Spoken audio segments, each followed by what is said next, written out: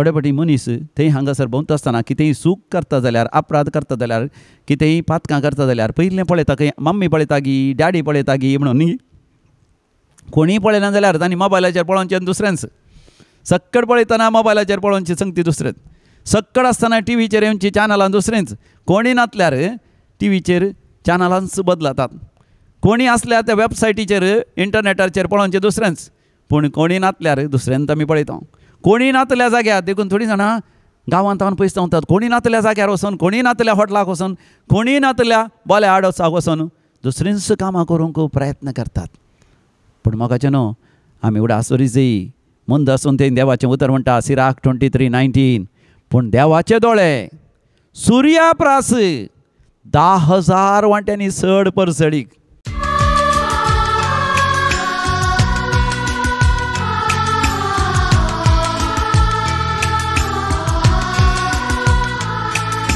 एकठांय जावून सोम्याची स्तुती करया एकठांय जावून सोम्याची स्तुती करया ताळयो पेटोवन सोम्याची स्तुती करया ताळयो पेटोवन सोम्याची स्तुती करया नाचून गावोन सोम्याची स्तुती करया नाचून गावोन सोम्याची स्तुती करया सोम्याची हालेलुया स्तुती करया सोम्याची hallelujah hallelujah hallelujah hallelujah hallelujah hallelujah hallelujah hallelujah hallelujah hallelujah hallelujah hallelujah hallelujah प्रार्थुया सर्गींच्या देवा बाप्पा तुवें आमकां हात दिल्याय ते उबारून तुका अर्गां वाखाणणी दिवं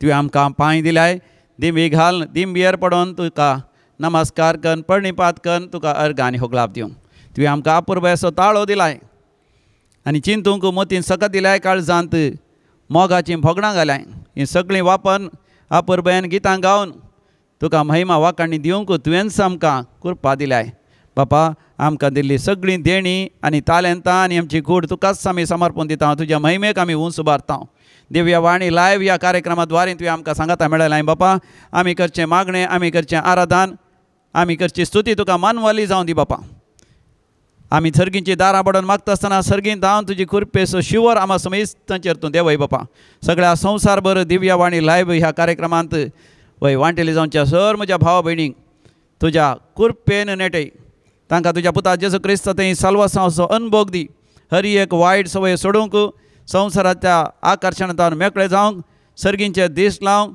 तुज्या सुवार्थेचो उजवाड पळोवंक आमकां फाव कर बापा पिडेसांची पिडा गुण कर कश्टांतल्यांचे कश्ट हळू कर काम नातल्यां बरें काम फाव कर सैरीक आशेतल्यांक वेळार एक बरी सैरीक फाव कर काजारी जिवितांत भुरग्यांचे देणे आशेतल्यांक बरें भुरग्यांचे देणे फाव कर वय सोसूंक जाय तितली दूख सोंसता थोडीं जाणां विविध पिडे वरी कश्ट जाता त्या सर पिड्यांतल्यान तूं निवार बापा मरणांतीक पिड्यांतले तूं आमच्या मोगाच्या मनशांक तूं बचाव कर बापा अशें कुटुंबां शांती समाधान आनी तुजी आशिर्वादां भरपूर आमकां फाव कर हें सगळें आमी मागता तुज्या मोगाच्या पुताच्या जेजूचे नांवी आमेन आमेन आमेन प्रेज द लॉर्ड हालेलुया मोगाच्या आज आमी देवाचें उतर बरें नियाळ करया आज आमच्या नियाळाक देवाचें उतर जावन आसा देवाच्या उतरांचो संदेश जावन आसा देव आमकां सदांच पळोवन आसा God is always watching over us असलो नियाळ म्हाका आयलो कित्याक म्हळ्यार हांव रस्त्यार चलो नासतना थंयसर हांवें एक बरोवन घाल्लें वाचलें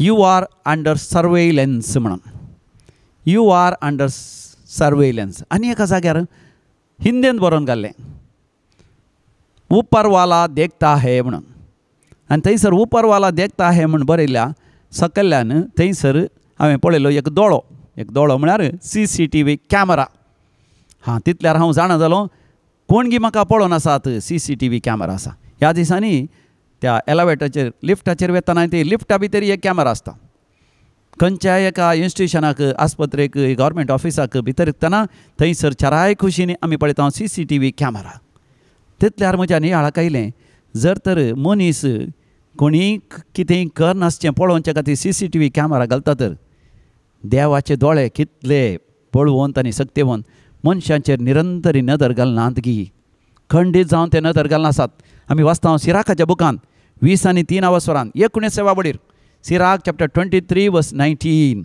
म्हणटा थोडे मनीस केवळ मनशाच्या दोळ्यांक भियेतात. मनशाच्या दोळ्यांक म्हळ्यार थोडे फावटी मनीस थंय हांगासर भोंवता आसतना कितेंय चूक करता जाल्यार अपराध करता जाल्यार कितेंय पातकां करता जाल्यार पयलें पळयता खंय मम्मी पळयता गी डॅडी पळयता गी म्हणून न्ही. कोणीय पळयना जाल्यार तांणी मोबायलाचेर पळोवचें दुसऱ्यांच. सक्कड पळयतना मोबायलाचेर पळोवचें संगती दुसरेंच. सक्कड आसतना टीव्हीचेर येवची चॅनलां दुसरेंच. कोणी नासल्यार टीव्हीचेर चॅनलांच बदलतात. कोणी आसल्यार त्या वेबसायटीचेर इंटरनेटाचेर पळोवचें दुसरेंच. पूण कोणी नासल्यार दुसऱ्यांत आमी पळयता. कोणी नातल्या जाग्यार देखून थोडीं जाणां गांवांत हांवन पयस वतात. कोणी नातल्या जाग्यार वचून कोणी नातल्या हॉटलाक वचून कोणी नातल्या बोल्या आडोसाक वचून दुसरींच कामां करूंक प्रयत्न करतात. पूण म्हाकाचें न्हू आमी उडासुरी जायी मंद आसून तें देवाचें उतर म्हणटा सिराक 23:19 पूण देवाचे दोळे सुर्या प्रास 10,000 वांट्यांनी चड परसडीक. म्हाकाचें न्हू हें उतर आयकतना म्हाका अजाप जावचें. आमच्या जर तरी CCTV कॅमेरा आसल्यार ताका मुखार मात पळोवंक जाता फाटल्यान पळोवंक जायना. देखून ह्या दिसांनी ते 360 डिग्री गुंचे कॅमेरा आयल्यात. पूण 300 डिग्री गुल्यार ताच्याच जाग्यार गुये शिवाय फाटीं गुवंक जायना तांकां. मनशाक मुखार पळय शिवाय फाटीं पळोवंक जायना. फाटल्यान पळयत जाल्यार ताणें गुवन फाटीं पळयचें. तितल्या भितर फाटीं आसल्यार कळटा की तो गुवला फाटीं म्हणून. म्हूण देवाचे दोळे सुर्याच्या उजवाडा प्रास 10,000 वांट्यांनी. पळय कितली अपुर्बेची उतरां. मनशाचे हर एका कुशीचेर ते नदर घालतात. पळया म्हळ्यार देव निरंतरी आमचेर नदर घालना आसा. आनी थोड्यांनी चिंचे आसा देव आमचेर नदर घालना आसा तर देव आमकां धरतलो, देव आमकां शिक्षा दितलो, देव आमकां शिराप घालतलो म्हणून. तशें न्ही मोगाचें न्हू. देव आमचेर नदर घालता आमकां मान दिवंक, गौरव दिवंक, आमी केल्ल्या बऱ्याक कीर्त, महिमा आनी वैभव आमकां फावो करूंक. देखून आमी वाचता मालाकीच्या बुकांत 3 वसरान 16 वडीर मालाकी चॅप्टर 3 वर्स 16 तेन्ना सर्वेस्पराची भिरांत धरून आसलेलीं मनशां ह्या विशयांत एकामेका लागीं उलोवंक लागलीं आनी सर्वेस्परान चीत दिवन तांचें आयकलें. सर्वेस्पराची भिरांत धरतात आनी ताच्या नांवाक मान दितात. तांचीं नांवां सर्वेस्पर देवाच्या दोळ्या मुखार एका उगडासाच्या पुस्तकांत बरयलीं. म्हाकाचें न्हू थोड्यांनी म्हणचें आसा हांवें इतलें बरेंपण केलें देवान पळोवना न्ही गी. हांवें इतलें बरेंपण केलें कोणीय म्हज्या विशयान बरें उलोवना मू. ह्या इतलें बरें केलें हांवें थोडे दीस मात उडास काडलो ताजे परंत उडास दवरुना मू. आनी ह्याच दिसांनी एकल्यान म्हाका म्हळें फादर हांवें 10 लाख रुपया त्या इगर्जीक हांवें दान दिल्लो आनी थंयसर एक अपुर्बेचें तें बांदप बांदलें इगर्जीन. पूण आतां 20 वर्सां उपरांत एक नवो पाद्र्या पायला ताका वतना हांवें दिल्लें म्हणून ताणें तें सगळें बांदपूच कसलोन घालें मू. आनी म्हजो तो उगडासत ना मू. थंयसर व्हडल्या एका फातराचेर म्हजें नांव बरोवन घाल्लें हांव डॉनर म्हणून. तो फातर खंय आसा म्हूण गोतना तो मार्बल फातरय ना म्हजो उगडासय ना. आतां थंयसर आतां नवेंच बांदप बांदलां. म्हाका थोडे फावटी आमकां तशें बगता न्ही हांवें ताका कितलें कुमक केलें आज तो विसराला म्हाका. हांवें कितलें बरेंपण केल्लें आज कोणीय म्हजो उडास दवरना. पूण म्हाका एक उडास दवरा. कोणें उडास दवरना जाल्यार देव तुजो उडास दवरता. कोणाक विसर पडल्यार म्हाका देवाक विसर पडना. तुवें बांदलें बांदप कसलोन पडत. तुवें कोणाक कुमक केली जावंक पुरो. कोणाचे काजराची विताक काजर जावंक कुमक केली तें काजरच तुटलें जावंक पुरो. ह्या कोणा एका भुरग्याक शिकोवंक तुवें पयशे दिले आनी त्या भुरग्यान शिकप साकर करना जावंक पुरो. पळय ह्या दिसांनी एक कुटुंब म्हाका येवन रोडोन सांगून आसलें हांवें एकल्याक सेमिनारिस्ताक पाद्र्याप जायचें म्हणून जायती कुमक केली, जायत्या लाखांनी कुमक केली. तो पाद्र्याप सेमिनारीचो शिकलो बरें कर पाद्र्याप जाल्या उपरांत आमकां मेळोंक येवना देव बरें करूं म्हणून. पूण थोड्या वर्सां उपरांत ताणें पाद्री बनून सोडून गेलो. देखून आमकां मस्त बेजाराय जाता म्हणून तांची बेजाराय उसारूंक लागली. पूण हांवें म्हळें तुमी बेजार पावो नाकात. तुमी बऱ्या मनान दिलां आनी तुमी एका बऱ्या कामाक दिलां. जाणें तुमचें घेतलां तो अनउपकारी जाला जावंक पुरो. पूण देव मात्र सदांच उपकारी. देव सदांच विस्वासी. तुमी केल्ल्या बऱ्यापणाक सरकार वर्ते प्रतिफळ दितलो. देखून त्या मालाकीच्या बुकांत सर्वेस्पर देवचें उतर म्हणटा वय तुमी केल्लें बरेंपण तुमची नांवां देवाच्या दोळ्या मुखार त्या उगडासाच्या बुकांत बरोवन गेल्यांत. देखून तुवें केल्लें सगळें बरेंपण ल्हानांतलें ल्हान बरेंपण. आनी जेजू कितें म्हणटा जर तर म्हज्या नांवान तुमी म्हज्या शिसांक म्हज्या पाटलादारांक एक कोप थंड उदक, तें शेळे उदक दिवंक आमकां कांय व्हडले पयशे खर्चना. न्ही आमच्या लगीन घरांत उदक आसतात पिवंक. कोणी घरा आयलो एक ग्लास बरो करून दोन तांतूं उदक ओतून दिल्यार सरकार पती फळ आसतलो म्हणटा आमी. तर मोगाच्यान तुवें केल्लें बरेंपण, तुवें केल्लें दान धर्म, तुवें केलो त्याग सॅक्रिफीस जावंक पुरो तुज्या आवय बापायक खातीर ल्हान आसतना, कुटुंबा खातीर, भावा खातीर, भयणी खातीर, व्हड जाल्या उपरांत तुज्या घोवा खातीर, बायले खातीर जावंक पुरो खंय मार्गार वयतना वळख नासल्या एका प्रायवंताक तुवें रस्तो उतरोवंक कुमो केली जावंक पुरो. कोणा एकल्या भुकेल्या तुजे लागीं आसलें खाता आसतना एक अर्दें आपूल ताका दिलें जावंक पुरो. कोणी विसराल्यार देव विसराना. देखून मालाकीच्या बुकांत थंयसर 4थ्या अवसरांत 3ऱ्या अवसरांत 14व्या 15व्या वळीर आमी वाचता. मालाकी चॅप्टर 3 वर्स 14 and 15. तुमी म्हळां, कोणें म्हळां? थोडे फावटी हांवें म्हळां, तुमी म्हळां. कितें म्हळां? सर्वेस्पराची सेवा करून कसलोच फायदो ना. हांवें इतलें केलें, काल फायदो? हांवें इतलें मागलें, दिमयेर पडलो, सरपडोन मागलें, उपास केलो, दान धर्म केलें, रेतेऱ्यो केल्यो, कांय फायदो ना. म्हळां घेना, म्हळां घेना. तें सांगलां हांवें सांगलां थोडे फावटी चिंतलां तशें. देखून देवाचें उतर म्हणटा सर्वेस्पराची सेवा करून कसलोच फायदो ना म्हणून तुमी तुमच्या काळजांत म्हळां. देवाच्या आज्ञा पाळून वा दळबारांच्या सर्वेस्परा मुखार खंतीन चलोवन बरें कुमसार जावन रडोन आमकां कितें मेळटा? देखून गर्व्यांक आमी आतां सदैव म्हणटा, नश्टी मनशां सुफळ जातात, देवाची ती परिक्षा करतात आनी तांकां कांयच वायट घडना.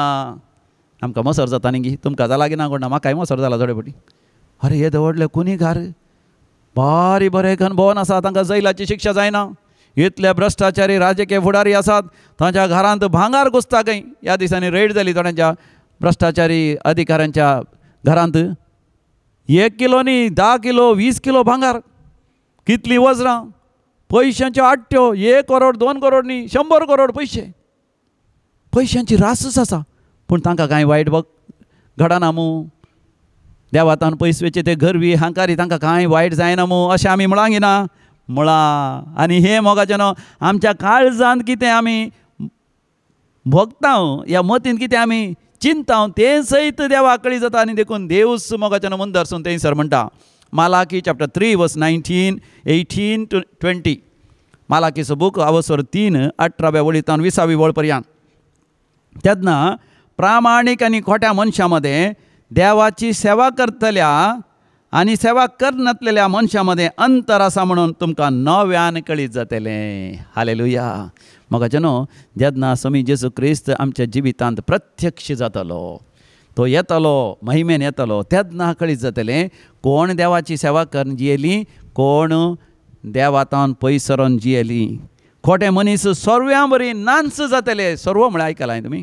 ल्हान आसतना आमी सर्व बुड्डून म्हणटले. म्हळ्यार भात लुवल्या उपरांत भाताची कणशी पळयल्या न्ही, एक व्हडलें झाड, तें वयर कणशी आसता आनी तें झाड मुळा पर्यंत आमी कातरूंक प्रयत्न करता, पूण जाल्यार इल्ली एक कुडके ते उरतात मातये भितर. मातयेच्या भायर इल्लेशे आसतात. अकरेक लुवोन जाल्या उपरांत तो सर्व सयत आमी बुड्डयतले. हांव पयल्यान बुड्डून तोय सारें जावच्या खातीर गोरवांच्या जानवरांच्या पांयां तळा आमी आमच्या गोठ्यान घालतले.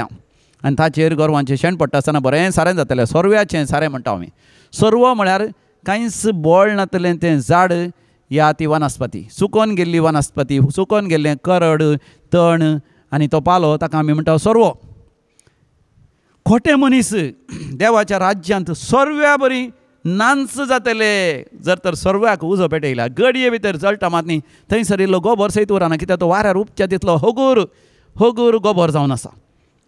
जी मनशां देवाची कुशी कर, देवाच्या उपादेश प्रमाणे जियोन पवित्रपणान नित्यपणान जियेल्यांत ती सुर्या बरी परस जळटली. हालेलुया. मोगाचें न्हू, आमी देवा मुखार वता आसतना आमचें खोटेपण, आमचें नालिसाय, आमची पातकां अपराध सगळें ते जेजूच्या आमोलेक रगतांतल्यान शुद्ध नितळ जातलें.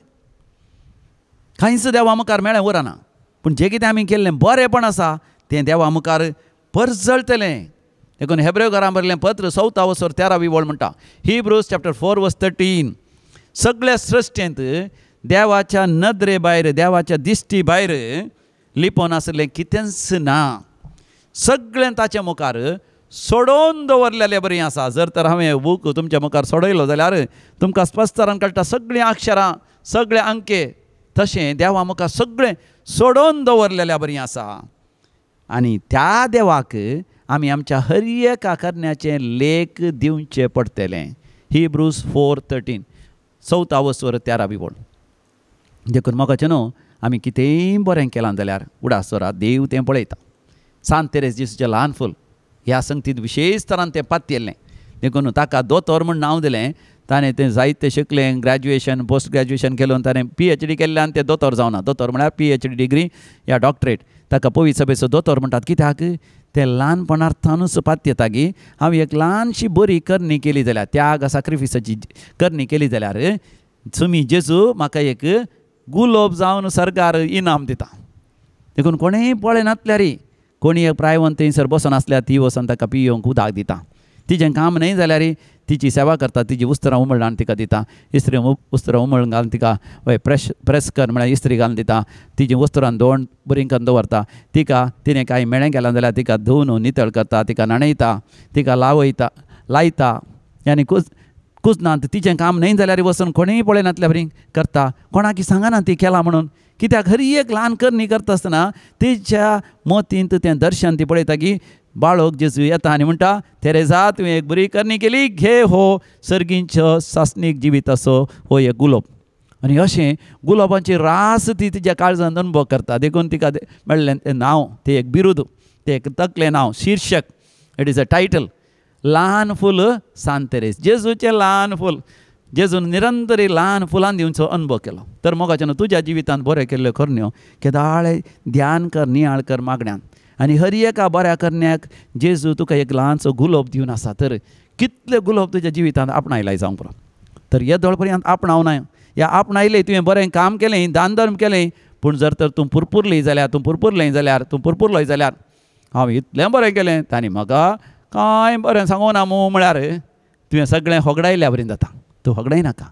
देव तुवें केल्लें हर एक उडास दवरता. देखून किर्तनाचो बूक 30:7 वळ म्हणटा, Psalm 37:5 तुजी वाट सर्वेस्पराशी परती, ताजेर विस्वास दवरू, तो सगळें करतलो.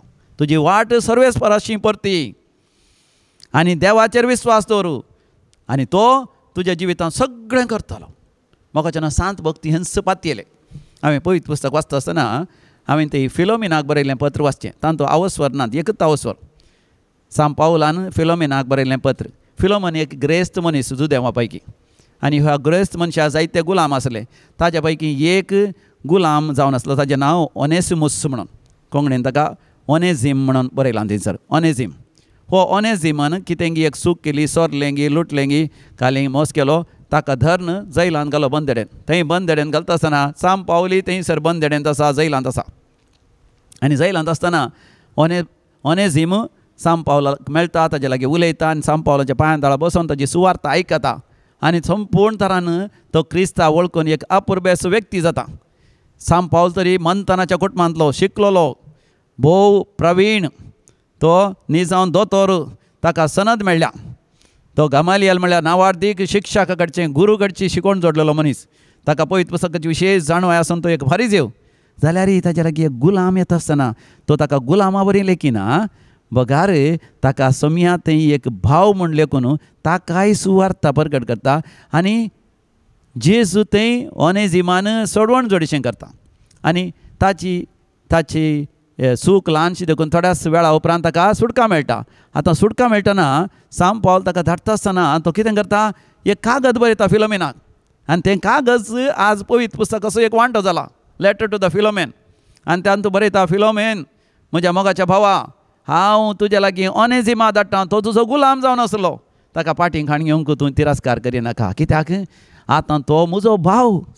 सांत पावल मोगाच्या एका गुलामाक आपणाचो भाव करून घेता. कित्याक क्रिस्त थंय आयलो हर एकलो मोगाच्यान आमचो भाव आनी भयण. हांव ह्या दिसांनी एका दुर्बळ्याक काजर जमच्या खातीर कुमो करूंक हांव बायसरलो. कित्याक हांव पयलींच्यान वळखता.